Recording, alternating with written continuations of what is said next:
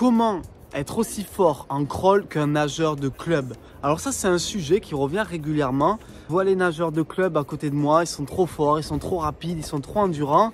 Et franchement, ça donne envie, ça peut donner envie. Étant moi-même nageur de club à la base et entraîneur pendant très longtemps, je connais personnellement les étapes qui permettent à un nageur de crawl de progresser. Et je vais te dire comment toi, qui n'es pas forcément inscrit dans un club, tu vas pouvoir progresser en suivant ces 5 astuces. En 1, on parlera du volume d'entraînement. En 2, on parlera de l'endurance. En 3, on va évoquer les bases techniques. En 4, on va rentrer un petit peu dans le dur en sortant de la zone de confort. Et en 5, on parlera rencontre sportive et curiosité. C'est une vidéo hyper intéressante. Je vous invite à la regarder jusqu'à la fin car vous pourrez développer une meilleure vision de la natation, de votre discipline et en apprendre beaucoup sur votre future progression en crawl. Avant de commencer à développer le sujet, le pouce bleu et abonne-toi à cette chaîne YouTube pour retrouver toutes nos prochaines vidéos. C'est parti.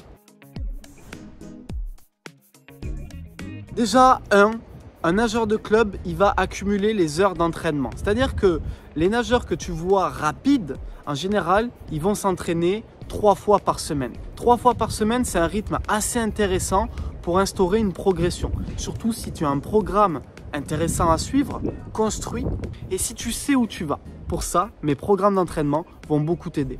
Alors n'hésite pas à accumuler les heures d'entraînement dans la semaine en mode plaisir. Ne te mets pas sous la contrainte pour faire ces horaires d'entraînement, mais essaye de te présenter à la piscine plusieurs fois par semaine, 2, 3, voire même 4 fois par semaine pour instaurer une vraie progression. Deuxième partie, acquérir une bonne endurance. Ça, c'est la base. L'endurance, c'est ce qui va te permettre de développer des séries intéressantes. C'est ce qui va te permettre la répétition. C'est ce qui va te permettre d'être à la recherche de bonnes sensations et d'avoir du plaisir. L'endurance, c'est la base. Développe ton souffle, sois capable de gérer ton rythme et développe ta technique. Pour une bonne endurance, tu as mon pack endurance juste en dessous. Le lien est dans la description. C'est la promo du moment. Ne passe surtout pas à côté car elle pourrait te permettre, elle aussi, une belle progression. Troisième point, avoir de bonnes bases techniques. Les nageurs de club répètent à chaque séance des éducatifs. Alors ça dépend beaucoup du coach, ça dépend beaucoup de l'implication qu'ils mettent dans la bonne exécution de ces éducatifs, mais ils ont l'avantage d'être accompagnés et de ne pas avoir le choix. Quand le coach dit de faire 200 mètres de tel et tel éducatif, ils font 200 mètres. Donc, ils ont une meilleure aisance dans l'eau, ils peaufinent la perception de leur corps dans l'espace.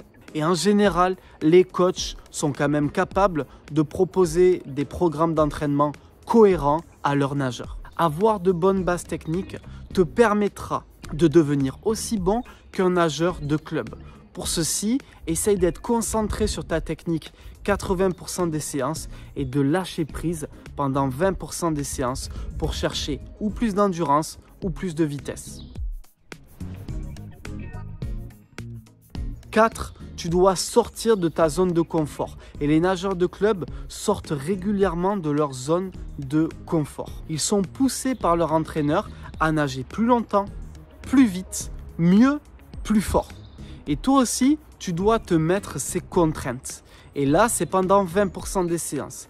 Pendant 20% des séances, tu vas t'amuser à nager ou plus longtemps si ton objectif est un objectif d'endurance, ou plus vite si ton objectif est un objectif chronométrique. Si tu as des objectifs de bien-être ou de sensation en natation, pendant 20% de tes séances, tu vas t'appliquer à nager à la recherche des meilleures sensations possibles.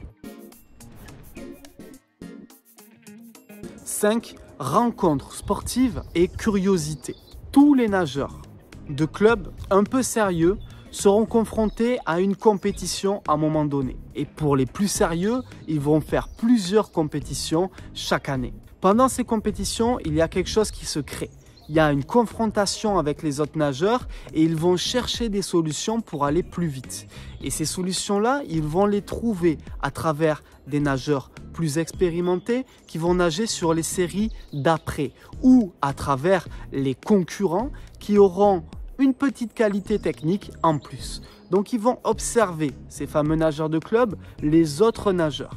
Et cette observation va les pousser à chercher de nouvelles solutions pour être plus rapides ou plus endurants. Ils vont trouver comment gagner du temps pendant la culbute, ils vont trouver quelle vélocité mettre en place, ils vont s'apercevoir du bon battement, de la bonne allonge, du bon plongeon, de la belle coulée, etc. Donc, assister à des rencontres sportives et développer sa curiosité fera de toi un meilleur nageur. Je ne te demande pas de t'inscrire en club et de faire des compétitions, même si tu peux le faire en master si tu es un nageur adulte, peut-être que tu pourrais simplement observer des compétitions en tant que spectateur.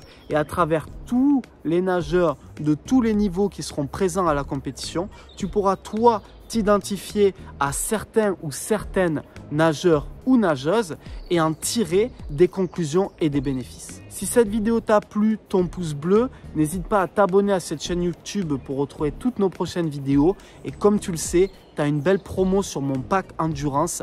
Comment nager 1000 mètres, 1500 mètres en crawl sans être essoufflé en trouvant ton rythme, ton souffle et ta technique. On se retrouve de l'autre côté dans le programme. C'était Malcolm. Ciao!